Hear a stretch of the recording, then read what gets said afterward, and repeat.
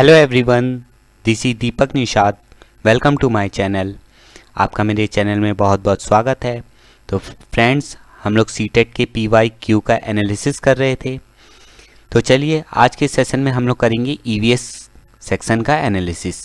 ये question paper है 27 दिसंबर 2021 का। इससे पहले हम लोग ने इसी पेपर के मैथ सेक्शन का एनालिसिस कर रहे थे। आज हम लोग करेंगे EVS का analysis.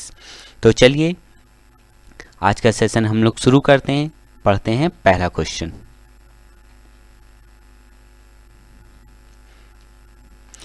Radha teachers observe that Radha is finding difficulty in reading black board.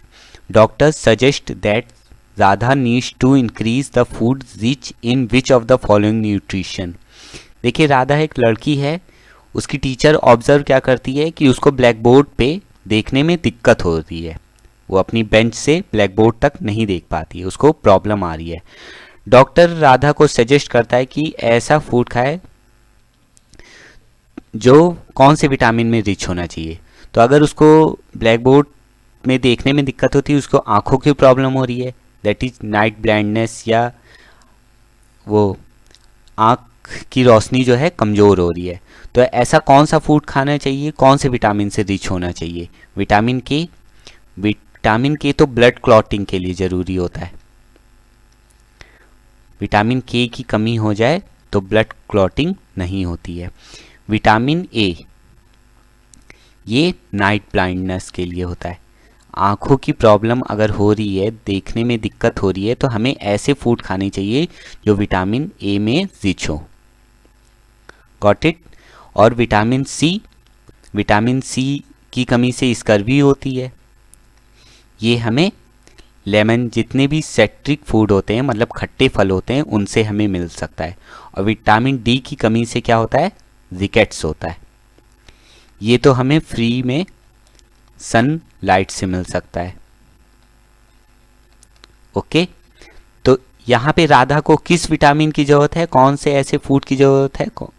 तो यहाँ पे राइट आंसर होगा इसका second option, that is vitamin ए। राधा को विटामिन ए की अधिक आवश्यकता है। Got it? ये था हमारा पहला क्वेश्चन।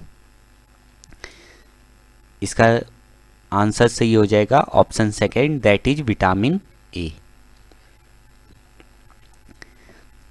चलिए चलते हैं नेक्स्ट क्वेश्चन पे।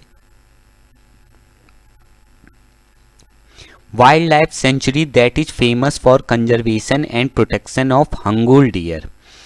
कौन सा वन्य जीव संरक्षण क्षेत्र हंगुल मृग के संरक्षण के लिए प्रसिद्ध है? हमें यहाँ पे एक ऐसा सेंचुरी बतानी है जो हंगुल डियर के संरक्षण के लिए प्रसिद्ध है। सरिस्का, नहीं, दक्षिगाम, या जिम कॉर्बेट, या रानीखेत। तो देखिए यहाँ पे जो इसका ऑप्शन है ये दक्षिगाम है। ये असम का वाइल्ड लाइफ सेंचुरी है। ये हंगुल डियर के प्रोटेक्शन और कंजर्वेशन के लिए फेमस है। Got it? ये फिक्स्ड आंसर वाले क्वेश्चन हैं, ये कभी चेंज नहीं होंगे और ये क्वेश्चन रिपीट भी होते हैं, तो ध्यान रखिए इन क्वेश्चनों को। हमें PYQ से बहुत हेल्प मिल जाती है। ओके, इसका ऑप्शन भी सेकंड है, दक्षिगाम, जो असम राज्य में है। Got it? चलते हैं नेक्स्ट क्वेश्चन पे। Ozone layer protection is an important environmental initiative undertaken all over the world. Select the reason that led to the protection of ozone layer. देखिए, ओजोन लेयर कहाँ पे पाई जाती है? स्ट्रेटोस्फेयर में। और ओजोन लेयर का काम क्या होता है? हमें अल्ट्रावायलेट रेस से बचाना, पराबैंगनी किरणों से जो हानि पहुंचाती है हमें, उससे हमारी रक्षा करती है ओजोन परत। लेकिन प्रदूषण के कारण क्या है? ओजोन लेयर में डिप्लेशन हो रहा है, मतलब ओजोन लेयर क्षतिग्रस्त हो गई है। तो उसको बचाने के लिए, ओजोन लेयर को बचाने के लिए कौन सा कन्वेंशन या प्रोटोकॉल बनाया गया था? तो देखिए, ओजोन, पहले तो ये याद रखिए, ओजोन डे कब मनाया जाता है? 16 सितंबर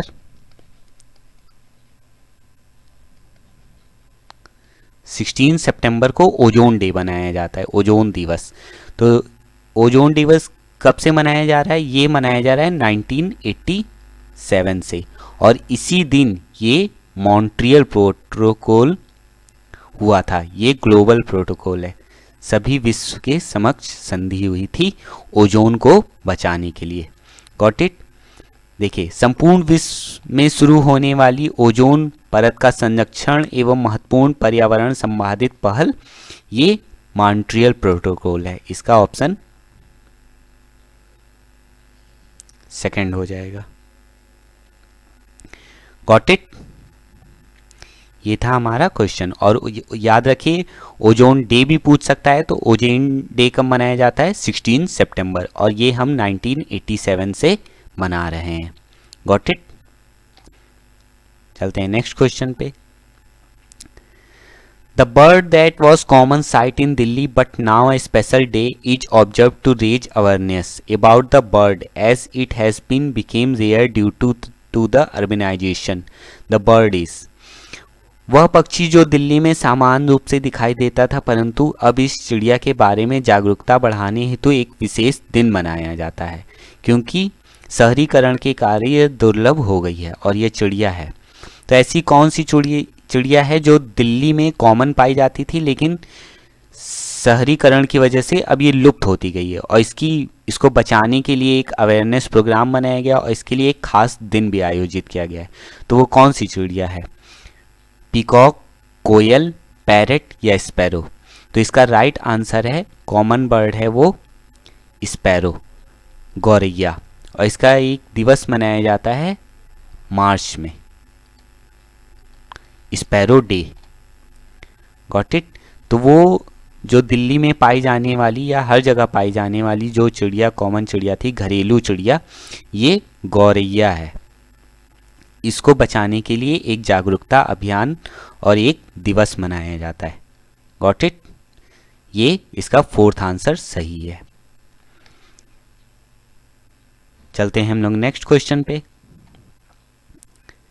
इन which of the following places you can see boat being used as mode of transport? निम्न में से किन स्थानों पर आप नावों का उपयोग यातायात के साधन के रूप में देख सकते हैं? यातायात के साधन के रूप में देख सकते हैं। देखिए, क्या लद्दाख और कारगिल में? लद्दाख और कारगिल में इतनी बड़ी नदियां और झीलें तो है नहीं जो यहाँ पे यूज करते हैं, तो ये ऑप्शन तो सही है नहीं। कश्मीर और केरला, क्या कश्मीर और केरला में होता है? तो देखिए, हाँ, कश्मीर और केरला में होता है। केरला में क्या है? बैक वाटर सिस्टम है, जो समुद्र से पानी वापस आता है, या बहुत नदियाँ भी हैं। और कश्मीर में जैसे डल झील है, वहाँ पे हम ये नावों का उपयोग करते हैं। डल झील में तो मार्केट भी लगती है नावों के ऊपर, तो ये यातायात का यहाँ नावों से मतलब नावों का उपयोग किया जाता है यातायात के लिए। तो इसका राइट आंसर क्या है? कश्मीर एंड केरला। वह ऐसे राज्य हैं, मतलब ऐसे स्थान हैं जहाँ नावों का उपयोग किया जाता है यातायात के लिए। इसका आंसर भी क्या है? सेकंड ऑप्शन सही है। Got it?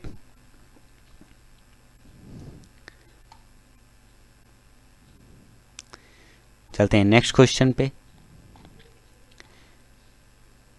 Which of the following is not an insectivorous plant? देखिए, चार ऑप्शन दिए हैं, हमें बताने इनमें से कौन सा इंसेक्टिवोरस प्लांट नहीं है। तो कौन सा है?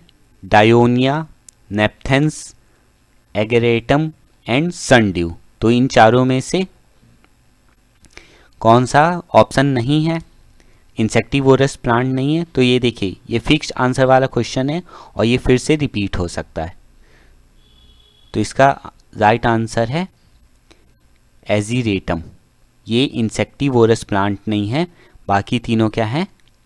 इंसेक्टिवोरस प्लांट है। डायोनिया, नेप्थेंस तो सबको पता है, और सनड्यू क्या है? ये भी इंसेक्टिवोरस प्लांट है। एजीरेटम एक इंसेक्टिवोरस प्लांट नहीं है। ओके, चलते हैं नेक्स्ट क्वेश्चन पे। Rani finds a piece of cloth that is. Rani एक लड़की है जिसे एक कपड़े का टुकड़ा मिलता है, उसकी खासियत क्या बता रखी है, very strong and bright colour, बहुत मजबूत है और ब्राइट कलर का है। Does not have many pores, मतलब उनके बीच में जो छोटी छोटी स्मॉल पोर्स होते हैं जिन्हें छिद्र कहा जाता है वो नहीं है। प्रोड्यूस स्मेल और बर्निंग, उसको जलाने पर स्मेल आती है। And is available everywhere and has multiple use, वो हर जगह मिल जाता है और उस कपड़े का हम मल्टीपल यूज, बहुत तरीके से हम उसको यूज कर सकते हैं। फिफ्थ है ऑप्शन है can not be burn during high temperature, लेकिन हम उसको हाई टेम्परेचर के दौरान उसको नहीं पहन सकते। तो ऐसे कौन से ये पांचों क्वालिटी वाले ऐसा कौन सा कपड़ा है? सिल्क, देखिए सिल्क तो नेचुरल फाइबर है, मजबूत तो होता है लेकिन ये बर्न करने पे स्मेल नहीं करेगा, और इनमें पोर्स भी होते हैं। मल्टीपल यूज, बहुत मल्टीपल यूज तो नहीं है इसके। Can not be burn during, ये हाई टेम्परेचर, तो सिल्क इसका ऑप्शन नहीं है। पॉलिस्टर, हाँ देखिए पॉलिस्टर जो है बहुत मजबूत होता है, इसमें स्मॉल पोर्स नहीं, मतलब पोर्स ना के बराबर होते हैं, इसको बर्न करने पे स्मेल करेगा, और इसके मल्टीपल यूज हैं जैसे रेन कोट बनाने में, जैकेट्स बनाने में, और इनको हाई टेम्परेचर पे नहीं पहन सकते हैं पॉलिस्टर के कपड़े, या खासकर कुकिंग करते वक्त तो इस तरह के कपड़े नहीं पहनने चाहिए। तो ये कौन सा कपड़ा है? पॉलिस्टर होगा। बाकी कॉटन तो हम कॉटन के कपड़े तो बहुत ज़्यादा यूज करते हैं लोग, तो ये ऑप्शन भी नहीं है और रेयॉन भी नहीं है। इसका ऑप्शन क्या हो जाएगा? पॉलिस्टर।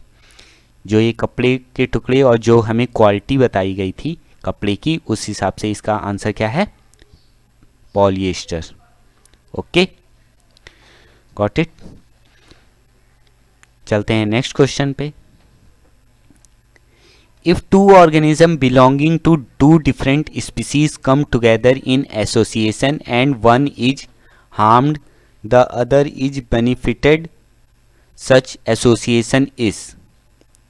यदि भिन्न प्रजाति के दो जीव संपर्क में एक साथ आते हैं और इस संबंध में एक जीव को फायदा होता है वह दूसरे जीव को नुकसान होता है, तो वह ऐसे संबंध को क्या कहते हैं? देखिए जब दो जीव हो आपस में ऐसे संबंध रखते हैं, एक जीव को फायदा हो रहा है और दूसरे जीव को नुकसान हो रहा है, जैसे मान लीजिए मॉस्क्यूटोज और ह्यूमन का, या अदर मॉस्क्यूटो या और कोई लिविंग मैमल्स है मान लीजिए, तो मॉस्क्यूटो को तो इसमें फ़ायदा होगा क्योंकि वो हमारा ब्लड सक कर रहा है, ब्लड पी रहा है। लेकिन मैमल्स को क्या नुकसान पहुंचता है? इससे मलेरिया, डेंगू, चिकनगुनिया इस तरह की बीमारी फैल जाती है, तो इससे मैमल्स को नुकसान हो रहा है और मॉस्क्यूटो को फ़ायदा हो रहा है। तो इस तरह के रिलेशनशिप को हम क्या कहेंगे? परजीविता, सहजीविता, सहोपकारिता और सहोजिता। तो इस तरह के रिलेशन को हम क्या कहते हैं? पैरासिटिज्म। मॉस्क्यूटो क्या है? एक पैरासाइट है जो दूसरे अदर ऑर्गेनिज्म के ऊपर अपने फूड के लिए डिपेंड रहता है और उसको अपना फूड ग्रहण करते समय दूसरे को नुकसान पहुंचाता है। तो इस तरह के संबंध को हम क्या कहते हैं? पैरासिटिज्म। परजीवी, मच्छर एक परजीवी है। Okay, got it. इसका राइट आंसर फर्स्ट ऑप्शन है। चलते हैं नेक्स्ट क्वेश्चन पे। Which one of the following is not a green house gas? Green house gas क्या होती हैं? ग्रीन हाउस गैस वो होती हैं जो सनलाइट से एनर्जी को ट्रैप कर लेती हैं, वो और ज़्यादा गर्म करती हैं, एटमॉस्फेयर को और ज़्यादा गर्म करती हैं, मतलब वो गुड कंडक्टर ऑफ हीट होती हैं, जैसे water vapour, carbon monoxide, carbon dioxide. ये ऐसी गैसें हैं जो सनलाइट से एनर्जी हीट को एब्जॉर्ब कर लेंगी और फिर एटमॉस्फेयर को और गर्म करती हैं, जिससे ग्लोबल वार्मिंग होती है। Greenhouse gases leads to global warming. पूरे अर्थ का जो है टेम्परेचर बढ़ाती हैं। तो इनमें से कौन सी ग्रीन हाउस गैस नहीं है? मीथेन तो है, कार्बन डाइऑक्साइड भी है, कार्बन मोनोऑक्साइड भी है, लेकिन जो है सल्फर डाइऑक्साइड जो है ग्रीन हाउस गैस के अंतर्गत नहीं आती है। Okay,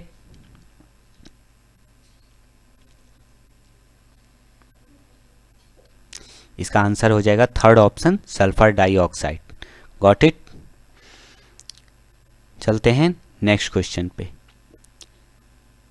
which one of the following plant is used for making containers and in making houses. निम्न में से कौन से पौधे का उपयोग डिब्बे बनाने एवं मकान बनाने में होता है? तो इसमें से कौन सा है? देखिए, ये तो बहुत सिंपल सा क्वेश्चन है। शुगर केन, शुगर केन का बस चीनी बनाने के लिए उपयोग किया जाता है। आजकल इथेनॉल और मिथेनॉल बनाने के लिए भी जाता है। बेम्बू, बेम्बू एक ऐसा पेड़ है जिसकी हम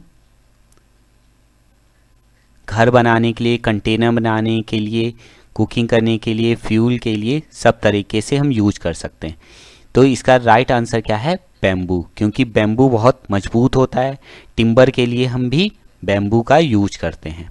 गॉट इट। तो इसका राइट ऑप्शन सेकंड हो जाएगा। कौन सा पौधा?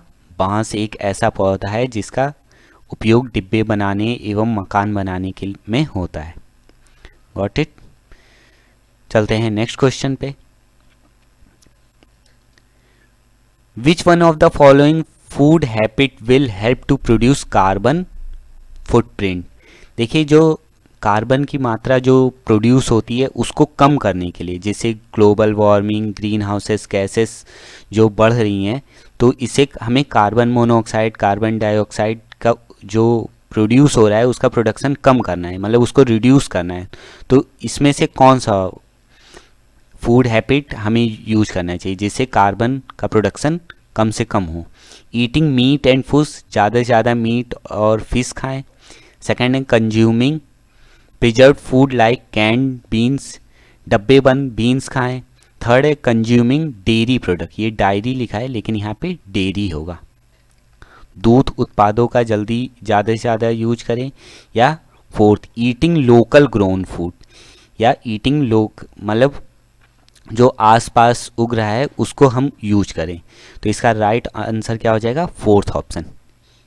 अपने आसपास जो उग रहा है उसी का हम उपयोग करें।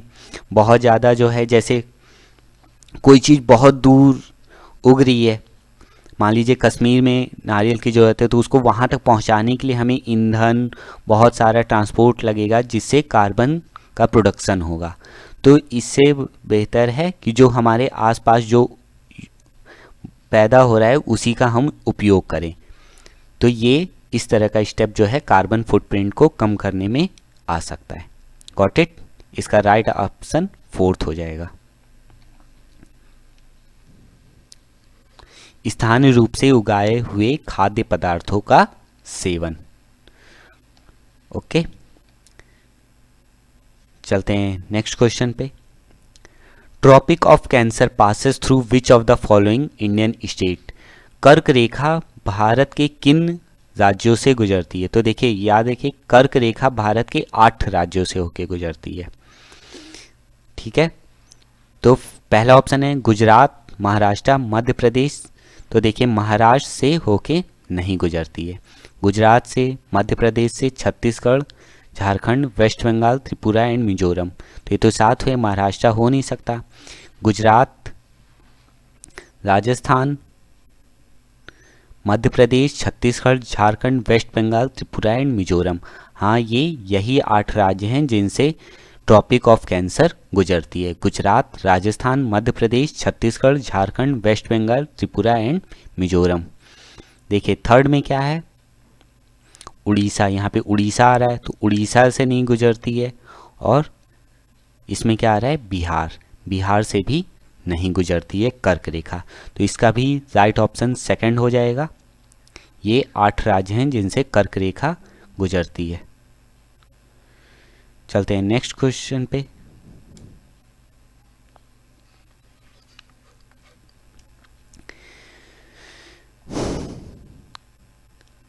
In an urban setting, a vegetable vendor cannot retain the produce for a long time and decide to sell it immediately at low price. This is because कह रहा है एक शहरी परिवेश में कोई सब्जी बेचने वाला अपने उत्पाद को लंबे समय तक नहीं रख सकता, इस कारण तुरंत ही उसे कम दामों पर बेचने का निर्णय कर लेता है।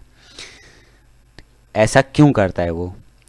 ऑप्शन है, he is not educated to make informed decision, वो पढ़ा लिखा नहीं है, या सूचना प्राप्त निर्णय लेने के लिए शिक्षित नहीं है। He lack to sell skill, उसके पास बेचने की स्किल्स नहीं है। थर्ड है, of distress sale of item are perishable, जो वस्तु है, उत्पाद है, वो बहुत जल्दी खराब होने वाला है, इसलिए जल्दी बेच देता है। फोर्थ है, is unaware of market rule, वो बाजार के नियमों से अवगत नहीं है। तो वो ऐसा क्यों कर देता है? देखिए यहाँ पे लिखा है, vendor can not retain the produce for a long time. Question में ही दिया है कि वो अपने उत्पाद को लंबे समय तक नहीं रख सकता, तो वो जल्दी से बेच देता है। तो इसलिए ऐसा क्यों करता है? क्योंकि of distress sale as item are perishable, वो जो उत्पाद है बहुत जल्दी खराब होने वाले हैं। तो इसका option third option right answer होगा। Got it? शीघ्र खराब होने वाले सामान होने के कारण संकटग्रस्त बिक्री हुई है, ये इसका ऑप्शन है। Got it? इस वजह से ये शहरी परिवेश में एक सब्जी बेचने वाले ने ऐसा किया है। ओके, चलते हैं नेक्स्ट क्वेश्चन पे। Which of the following bird have filtering system in their beaks? निम्न में से किन पक्षियों की चोंच में छानने की प्रणाली होती है? तो ये देखिए फिक्स्ड आंसर वाला क्वेश्चन है, इसको याद रखिए, ये रिपीट हो सकता है। फ्लेमिंगो, रॉबिन, मकाओ या स्पैरो। तो छान कर, फिल्टरिंग सिस्टम, छान कर तो वो जैसे जो पानी में जो भोजन, पानी से अपना जो भोजन प्राप्त करते हो उनकी ज़रूरत होगी, जो झील में, नदियों में, ताकि पानी से अपने खाने को छान सकें। तो देखिए फ्लेमिंगो झील में रहता है, रॉबिन पेड़ों पे रहता है, मकाऊ एक तरह का तोता होता है, और स्पैरो घरों में रहती है जो दाने चुगती है। मकाऊ भी फल खाते हैं और रॉबिन भी जंगलों में रहते हैं। तो ये तीनों ऑप्शन तो नहीं होंगे। जो फ्लेमिंगो है वो झील में रहता है और ये एल्गी और बैक्टीरिया जो है पानी से छान के खाता है। तो इनकी चोंच में एक छानने की प्रणाली होती है। Got it? First option flamingo या हंसावर। Got it? चलते हैं नेक्स्ट क्वेश्चन पे। Identify the pair which are example of insects larva. उस जोड़े को पहचान कीजिए जो कीड़ों के लार्वा के उदाहरण हैं। मैगेट्स और बीटल्स। सेकंड ऑप्शन है caterpillar and flies. Third option है बीटल एंड फ्लाइज। और फोर्थ ऑप्शन है कैटरपिलर एंड मैगेट्स। देखिए मैगेट्स यहाँ से पढ़ लेते हैं, हिंदी में कहते हैं इल्ली। ये बीटल्स तो बड़ा जो इंसेक्ट होता है, ये एडल्ट वो होता है, तो ये नहीं हो सकता। फ्लाई मक्खियाँ ये भी नहीं होगा, बीटल एंड फ्लाई ये भी नहीं होगा। कैटरपिलर ये उसके मतलब बचपन में होता है, छोटे पे, इन्फेंट टाइप। तो ये कैटरपिलर और मैगेट्स इसका राइट आंसर होगा। ये लार्वे के एग्जाम्पल हैं। ओके, हिंदी में कहते हैं सूड़ी एवं इल्ली, ये कीड़ों के लार्वे के उदाहरण हैं। Got it? चलते हैं नेक्स्ट क्वेश्चन पे। The nature of EVS is. EVS की प्रकृति क्या है?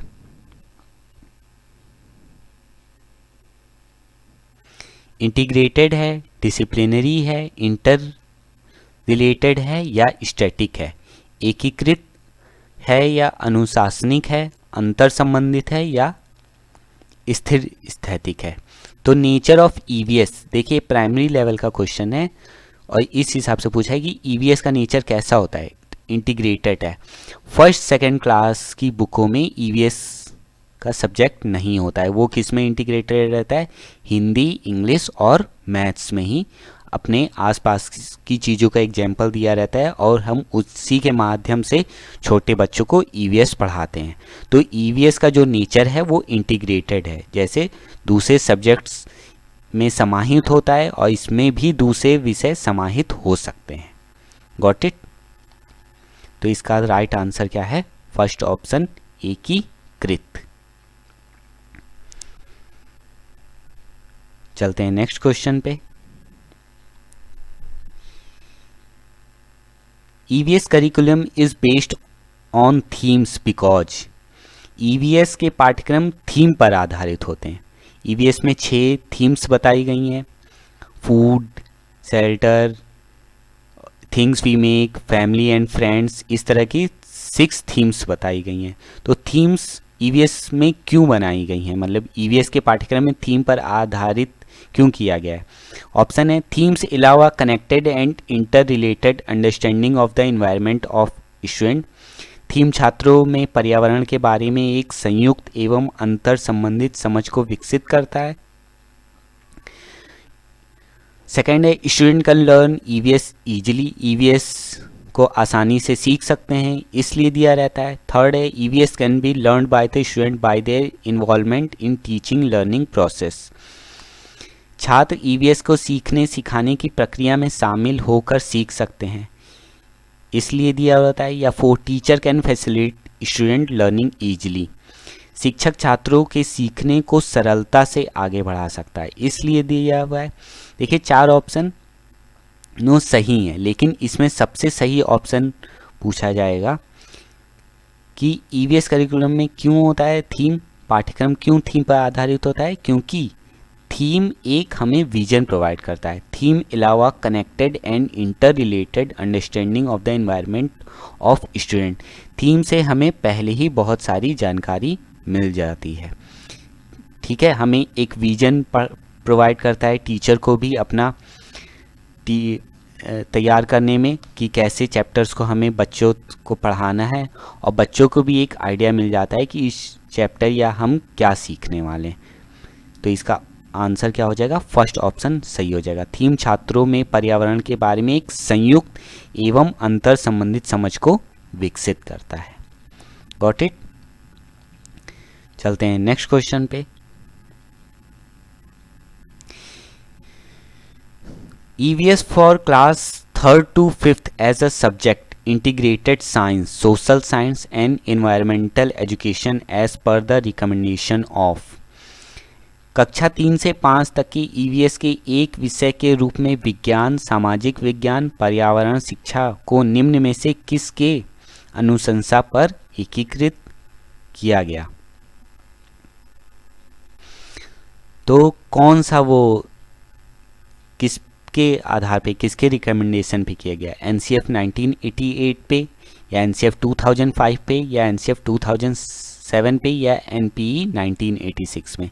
तो देखिए जो लास्ट आया था वो 2005 था।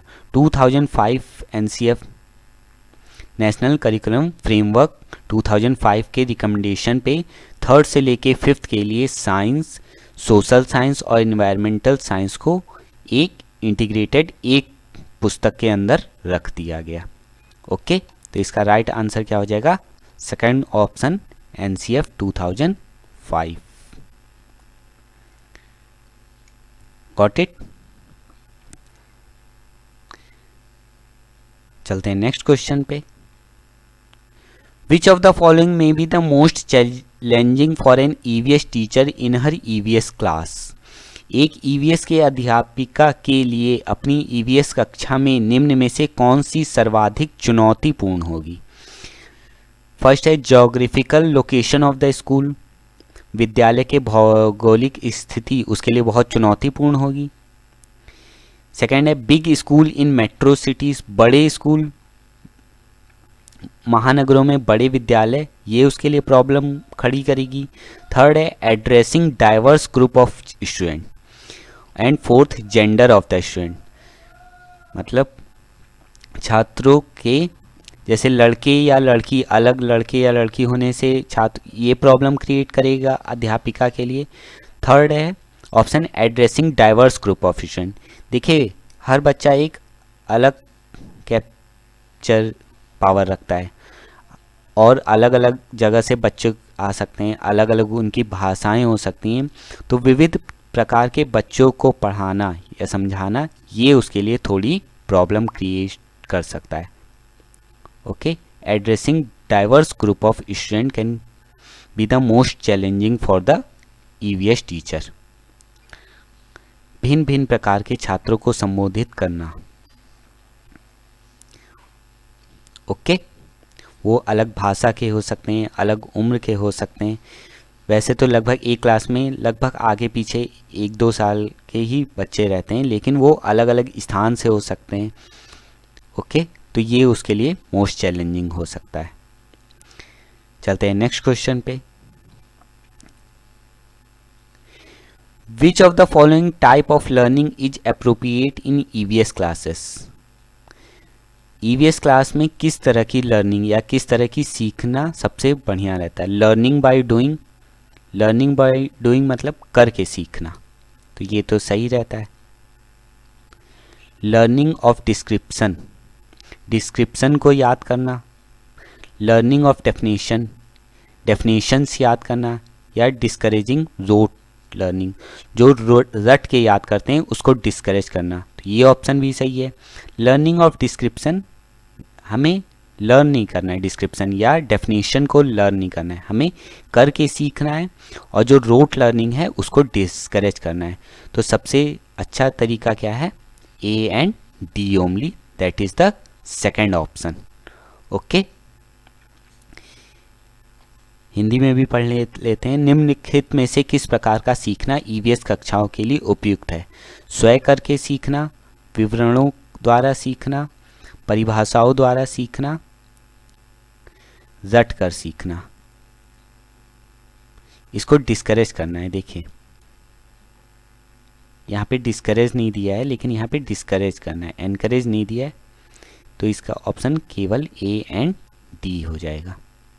Got it? चलते हैं नेक्स्ट क्वेश्चन पे। Thing we make and do in EVS curriculum is a, EVS के पाठ्यक्रम में हम चीज़ें कैसे बनाते और करते हैं, ये क्या है? एक थीम है, सब थीम है, सिलेबस है, या एक टॉपिक है?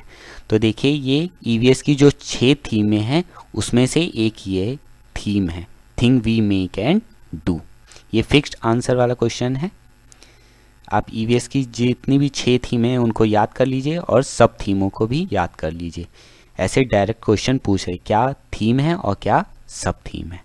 ओके, ईवीएस के पाठ्यक्रम में हम चीज़ें कैसे बनाते और करते हैं, यह एक थीम है।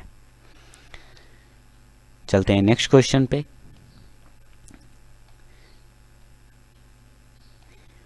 Which and are strategies for sensitizing the student on the issue of protection of animal?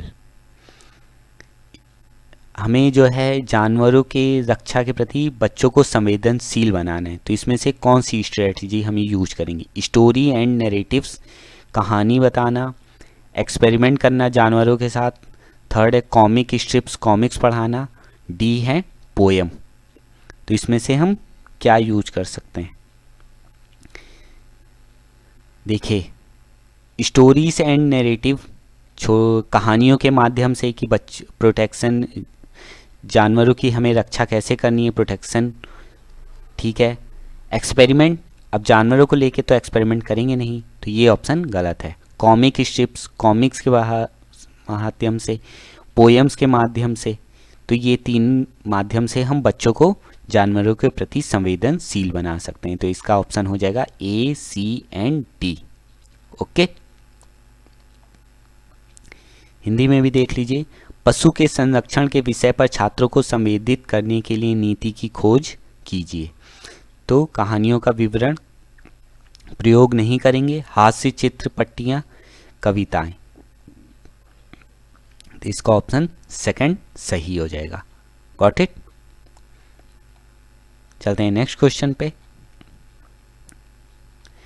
The objective of conducting activity in EVS class is, EVS की क्लास में गतिविधि आयोजित करने का क्या उद्देश्य है? Provide opportunity to the student to explore and observe, बच्चों को जो है अवसर प्रदान करना कि वो एक्सप्लोर कर सकें और ऑब्जर्व कर सकें। बी है develop psychomotor skill of student, बच्चों को में साइकोमोटर स्किल डेवलप करना। साइकोमोटर मतलब जो वो प्राइमरी लेवल पे या नर्सरी लेवल के बच्चों को, उससे भी कम लेवल पे बच्चों की जो हाथ पैर हिलाना, वो होता है साइकोमोटर स्किल। सी ऑप्शन है develop aesthetic sensitivity of the student, उनमें एस्थेटिक मतलब समझने की सोच को विकसित करना। डी है help student to memorise in the related content, बच्चों को सहायता करना याद करने में, रिलेटेड कंटेंट से रिलेटेड चीज़ों को याद करने में। तो इनमें से क्या ऑप्शन सही होगा?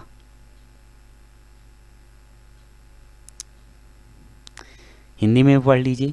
कक्षाओं में ईवीएस की क्रियाकलापों का संचालन करने का उद्देश्य है छात्रों को अन्वेषण एवं अवलोकन को अवसर प्रदान करना, छात्रों में क्रियात्मक कौशलों का विकास करना, मतलब बच्चे करके सीखें।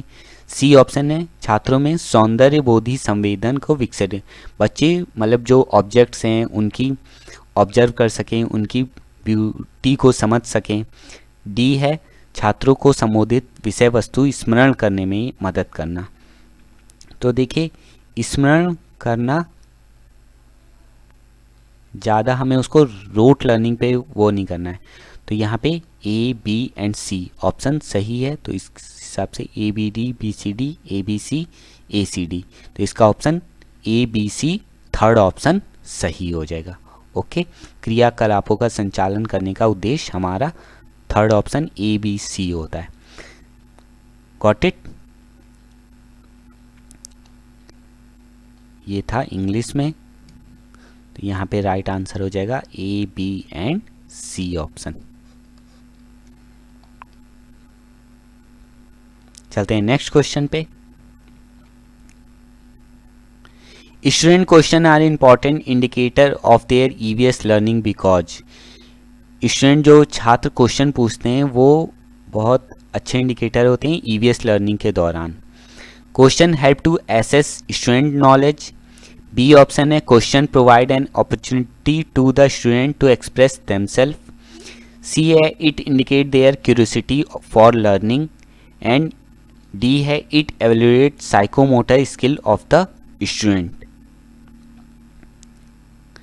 देखिए उससे क्या क्या होता है, हिंदी में अगर पढ़ लेते हैं। छात्रों द्वारा पूछे गए प्रश्न उनकी ईवीएस शिक्षा प्राप्ति का महत्वपूर्ण सूचक है क्योंकि प्रश्न छात्रों के ज्ञान के आकलन में मदद करते हैं। सही बात है, अगर बच्चे को समझ में आएगा और तब बच्चा प्रश्न पूछेगा तो वो उसकी कितनी समझ विकसित हुई है उससे पता चलेगा आकलन करने में। बी प्रश्न छात्रों को स्वयं की अभिव्यक्ति करने का अवसर प्रदान करता है, ये भी बात सही है। और सी प्रश्न छात्रों को सीखने के प्रति जिज्ञासा का सूचक होता है, बच्चे के अंदर क्यूरियोसिटी रहेगी तभी वो प्रश्न पूछ रहा है। अगर प्रश्न पूछ रहा है तो इसका उल्टा है, मतलब उसके अंदर क्यूरियोसिटी है, उसके और जानने की इच्छा है। प्रश्न छात्रों को क्रियात्मक कौशल को, प्रश्न पूछने से क्रियात्मक कौशल का कोई वो नहीं, लेना देना नहीं है। तो इसका आंसर ए बी और सी, इसका भी answer third option A B and C हो जाएगा। Okay, student question are important indicator of their EVS learning because, इसका आंसर क्या हो जाएगा A B and C. Question help to assess student knowledge. B question provide an opportunity to the student to express themselves. And third it indicate their curiosity for learning. Got it? चलते हैं next question पे।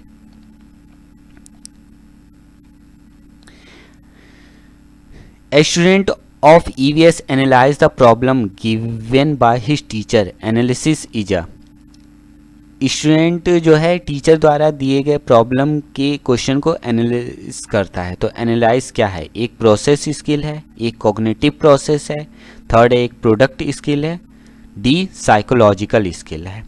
ये किस तरह का skill है analysis, Hindi में पढ़ लीजिए।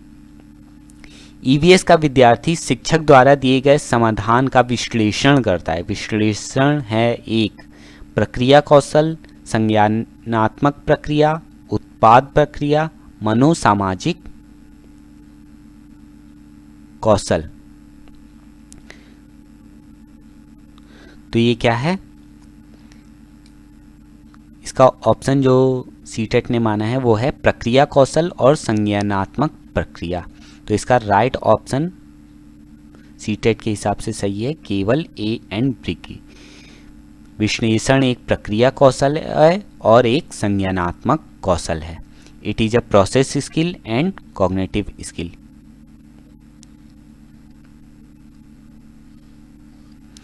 तो इसलिए इसका first option A and B हो जाएगा। ओके, चलते हैं नेक्स्ट क्वेश्चन पे।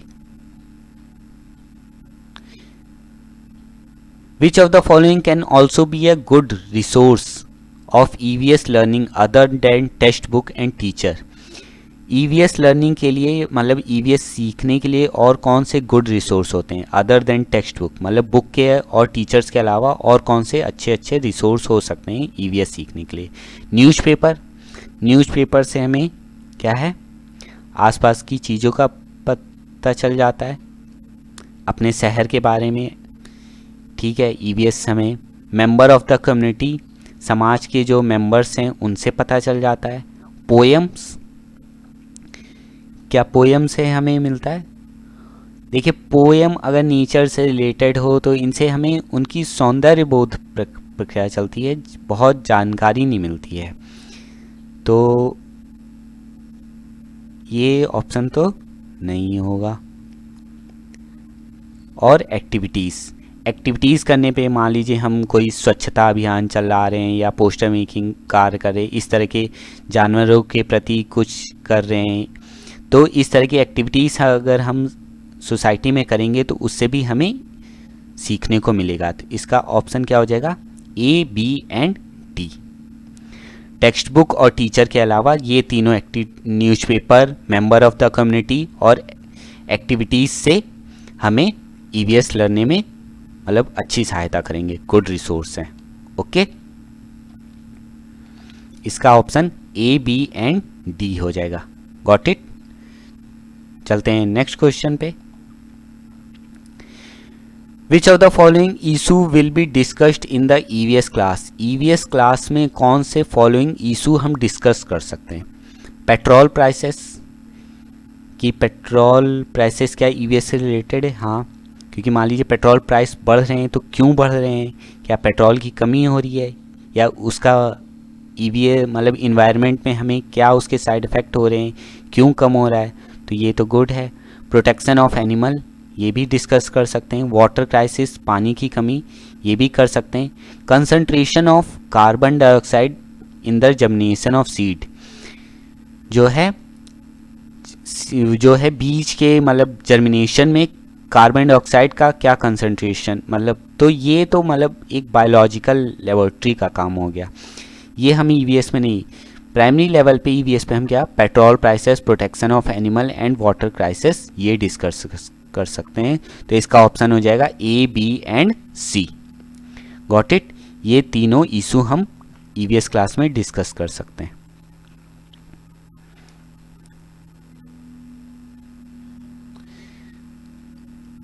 चलते हैं हम लोग नेक्स्ट क्वेश्चन पे। Which of the following can be the indicator of social skill for assessment in EVS निम्न में से कौन सा EVS के मूल्यांकन में सामाजिक कौशलों का सूचक हो सकता है? हमें जैसे सामाजिक सोशल स्किल का आकलन करना है EVS के असेसमेंट में, तो क्या करेंगे, किस तरह क्या हम देखेंगे, मतलब स्टूडेंट के अंदर कौन सी क्लासिफिकेशन, वर्गीकरण अलग अलग कर देंगे, एनालिसिस विश्लेषण करेंगे, शेयरिंग एंड वर्किंग टुगेदर ये गुण देखेंगे, या क्रिएटिव राइटिंग देखेंगे? तो देखिए, क्रिएटिव राइटिंग इंडिविजुअल है, एनालिसिस विश्लेषण नहीं, क्लासिफिकेशन वर्गीकरण अलग अलग नहीं करेंगे।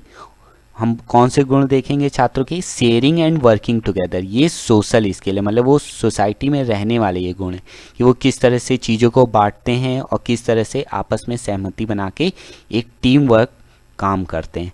तो ये सोशल बिहेवियर को इंडिकेट करता है। इस आकलन के लिए थर्ड ऑप्शन सही रहेगा। Got it.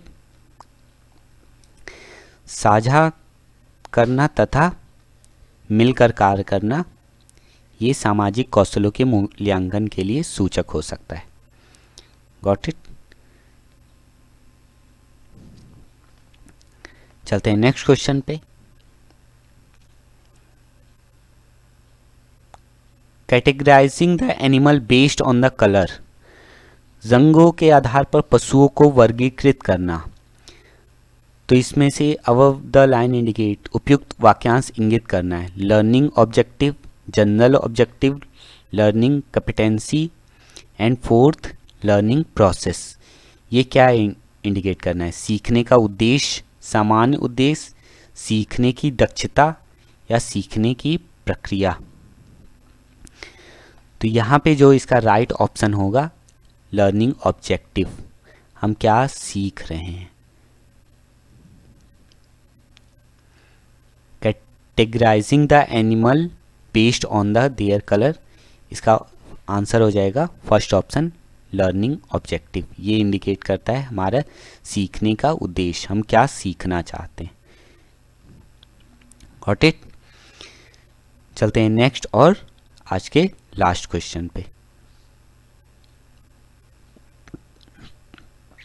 Student of EVS assessed by a teacher through observation by asking them question, their involvement in drawing picture, participation in discussion followed by unit test so that their